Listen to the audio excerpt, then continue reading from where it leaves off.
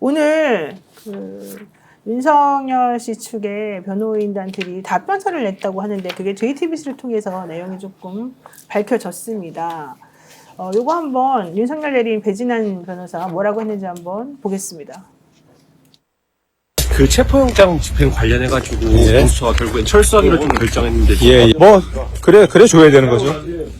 이제 체포 불응하신 게 좀 헌법수 의지가 없다는 지적을 탄핵 심판에서 받을 수 있다 이런 지적도 일각에서 있던데 좀 정말 터무니없는 얘기고요. 대통령이 피하면 뭘 피하겠습니까? 도대체 왜 대통령이 가만히 있으면은 평온하게 나라 갖다 지배하고 저거 할 수 있는데 자기 목숨하고 뭐 명예고 뭐고 다 팽개치고서 이런 행동을 했을까? 그 왜에 대해서 관심 갖는 언론이 없어요. 그러니까 내란자 사태를 말하는 게 내란 사태라는 표현을 쓰지 않는 게 좋을 것 같고요. 체포영장 계속 거부하실 건가요? 자, 그럼 더 이상 얘가 드리면 안 돼요. 네, 지금 이제 헌재 출입 전에 기자들한테 배진환 변호사가 얘기를 지금 하고 있는 건데요. 대통령이 난도질 당한다. 뭐 당연히 그렇게 했었어야만 하는 것이다. 공수처 오늘 잘 포기했다. 지금 이런 얘기 지금 하고 있는 거거든요. 저 태도는 뭡니까? 유유상종. 끼리끼리 노는 거죠. 윤석열이 악질이니까 변호인도 뭐 많지도 않잖아요. 몇 명인데 악질적으로 구는 겁니다. 특히 오늘 뭐 윤석열이 약자다 이런 얘기까지. 네. 대통령제 하에서 이렇게 약자인 대통령이 어딨냐. 아니 그러니까 윤석열에 대한 평가가 어떤 사람은 뭐 이승만, 박정희, 전두환도 잘했지만 윤석열이 제일 잘했다고 얘기하는 옛날 가수도 있지 않나. 김은국 씨 있잖아요. 네. 그러니까 내란나비. 뭐 참 도대체 하여튼 근데 끼리끼리인 것 같아요. 뭐 경청해야 될 문제는 아닌 것 같고요. 그러나 헌법재판은 지금 탄력을 받아가지고 재판관 2명이 충원되면서 비교적 제대로 나가는 것 같아서 그래서 한쪽이 공수처가 수사를 제대로 못하고 내란 주범을 체포도 잘 못하는 안타까움 아쉬움은 크지만 그래도 헌법재판은 탄핵 심판은 그래도 제대로 가는 것 같아서 좀 다행이다. 국가가 이것저것 아무것도 안 되면 완전히 무너져 버리는데 어떨 땐 법원이 자기 역할을 해주고 어떨 때는 헌법재판소가 자기 역할을 해주면 그래도 우리 국민들은 기대고 갈 수 있는 것 같아서 좀 다행이다 싶어요. 김영근 의원님, 지금 저 화면을 보면 배진환 변호사가 대통령이 가만히 있으면 평온하게 나라를 지배할 수 있는데라고 얘기하거든요.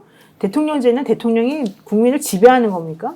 그러니까 대통령이 지금 국민들을 난도질했는데 거꾸로 지금 대통령이 난도질 당하고 있다고 지금 주장하시는 것 같은데 저런 방식의 변론이 변호인으로서 할 수 있는 좀 올바른 의뢰인에게 도움이 되는 변론인지도 사실 좀 의문인 것 같아요. 아마 뒤에 가게 되게 되면 저렇게 이제 막 그 언론이나 무슨 우리 사회를 비아냥대듯이 대통령과 마찬가지로 변론을 한 것들이 또 상당히 더 큰 단죄를 받는 그런 걸로 이제 되돌아올 수도 있다라고 좀 생각을 합니다. 그래서 좀 잘 생각하고 했으면 좋겠다 이제 그런 생각이 들고요.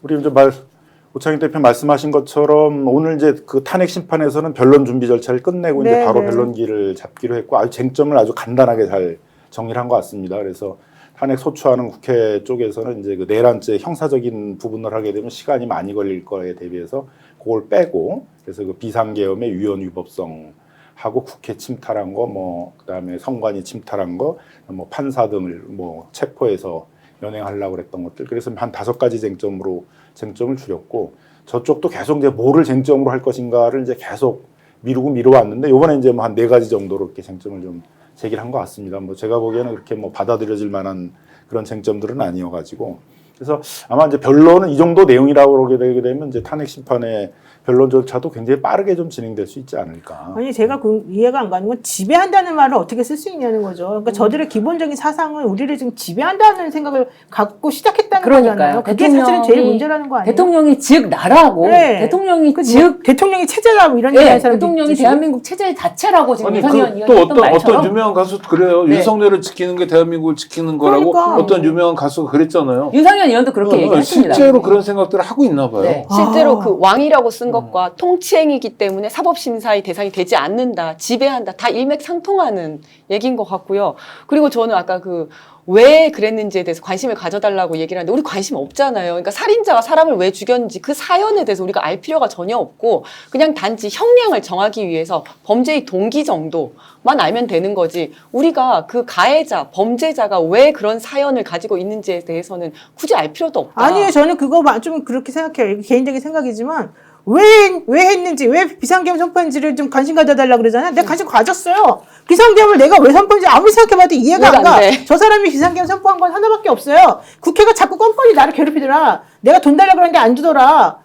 예비비 무슨 특별 그 돈. 자기네 왜 영수증 같은 거 안 줬다고 해서 다 깎아버리더라. 내 아내에 대해서 계속 특검으로 조사해야 된다고 수사해야 된다고 하더라. 그러니까 싫더라. 이게 네. 사실 비상계엄 선포한 이유잖아요. 그게 과연 정당하냐고요. 정말 비상계엄 선포할 만한 요건이 갖춰졌고 이유가 맞으면 내가 지지를 하겠어요. 근데 그게 아니잖아요. 어떻게 저렇게 삐뚤어진 생각을 가지고 있는 사람들이 있을 수가 있는지. 게다가 헌법재판소에서 오늘 탄핵 재판할 때 아니 우리가 비상계엄 선포했지만 2시간만 만에 니네가 해제하라 해서 해제했는데 뭐가 문제야. 원래상 복귀했는데 왜 이게 탄핵 심판대 대상이 왜 돼? 이랬다는 거고요. 민주당에서 내란죄를 자꾸 이제 형사처벌법 가지고 난리를 치고 그 헌재에서 탄핵하는 그거 하고 이 내란죄가 서로 부딪히니까 이 건은 그럼 그때까지 정지하라고 하도 난리를 치니까 아마 민주당에서는 내란죄를 거기서 빼려고 그랬나 봐요. 그 일부 정도 축소하려고. 그랬더니 아니 내란죄를 빼면은 탄핵 의결 자체가 잘못된 거니까 다시 국회 재의결해야지, 재표결해야 되지. 이런 얘기를 지금 했다 그래서 도대체 이 사람들은 아무 생각이 없는 사람들이 있는 거 어떻게 이럴 수가 있나. 제가 그 생각을 했단 말이죠.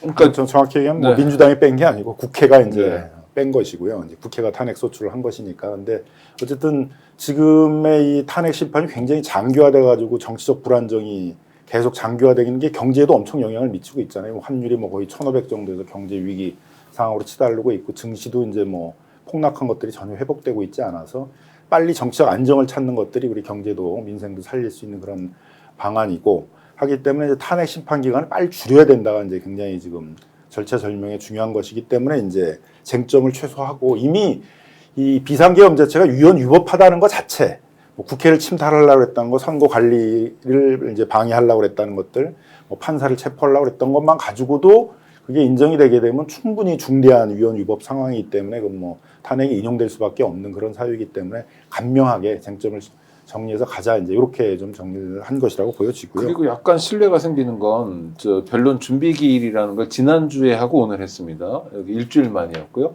그다음에 변론 기일이 1월 14일 날 화요일로 정해졌는데 1차고 2차가 목요일이에요. 네. 그러니까 헌법재판소는 이 사건을 다른 어떤 사건에 우선해서는 물론이고 국민들의 삶이 걸려 있으니까 또 국가의 명운이 걸려 있으니까 한번 굉장히 적극적인 태도로 다뤄보겠다라는 의지를 보여준 것 같아서 천만다행, 그나마 다행이라고 생각합니다. 근데 지금 어쨌든 윤석열 씨 측 대리인들은 한덕수 총리가 탄핵 당하는 그 과정 자체가 지금 불법이고 위헌적이고 무효이기 때문에 그 이후에 지금 이 최상목 대행이 2명 이내에 더 이렇게 해준 거 그것도 다 무효다 이거 못한다 지금 이런 식으로 말해가지고 그래서 한국은행 총재가 그랬잖아요. 그런 말 할 때 좀 생각 좀 하고 하라고. 아니 고민 좀 한국의 총재가 하고 중요한 게 아니라 그래서 네. 탄핵 심판에 정영식 재판관이 말도 안 되는 소리 하지 말아라 이렇게 네. 딱 일찍을 사실 해버렸어요. 네. 게다가 지금 탄핵 심판 절차 위반이라고 주장을 하는 것이 굉장히 간단하게 확인할 수 있는 법조문으로도 해결할 수 있는 것에 대해서 내용을 얘기하고 있는데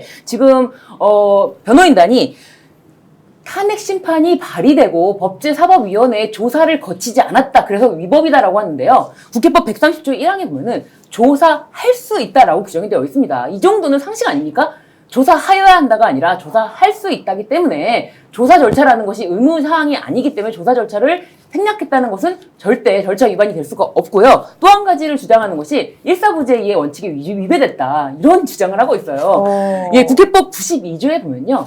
같은 회기 중에 발의할 수 없다는 것입니다. 같은 회기. 그런데 엄연히 회기가 다른 회기로 기록이 되어 있어요. 이거를 간단히 조사할 수가 있는데 이것에 대해서 절차 위반이기 때문에 이것이 탄핵 절차가 위법하다라고 주장을 하고 있어요. 이런 건 아주 매우 간단하게 팩트 체크를 할 수 있음에도 불구하고 말도 안 되는 주장을 지금 변호인단 여러 명이 구성되어 있는데 그렇게 제출했다고 하더라고요. 네. 저는 그리고 오늘 윤석열 씨가 체포영장에 불응하고 한 것도 결국은 탄핵 심판에 본인한테는 불리하게 작용을 할 거다 이렇게 생각을 하는데요. 실제로 박근혜 탄핵 때 수사에 적극적으로 참여하지 않고 수사 거부하고 압수수색 영장 거부하고 한 것들이 헌법소의 의지가 보이지 않는다라고 해서 탄핵 심판하는데 더 이제 유리하게, 그러니까 본인한테 불리하게 작용을 했거든요. 똑같은 모습을 그대로 보여준 거죠.